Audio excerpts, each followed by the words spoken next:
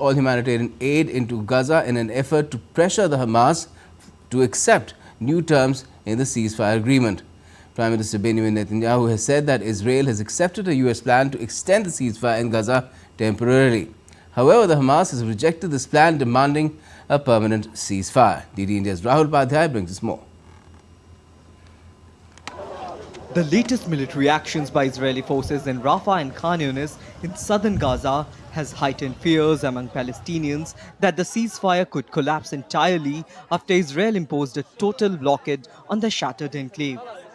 Israel has announced it will halt all humanitarian aid into Gaza, aiming to pressure Hamas into accepting new terms for extending the ceasefire agreement.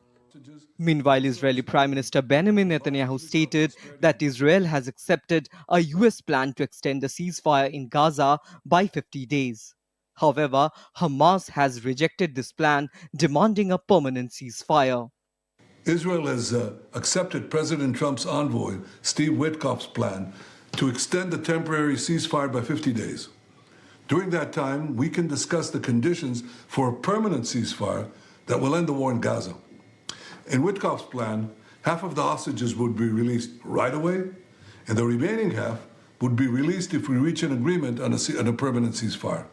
Again, Israel has accepted this plan, I accepted this plan, but so far, Hamas has rejected it.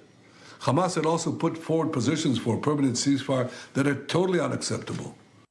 A senior Hamas leader speaking to the press reiterated that they would only release the remaining Israeli hostages under the terms of the already agreed upon phased deal. The group has rejected the idea of a temporary extension to the 42-day truce.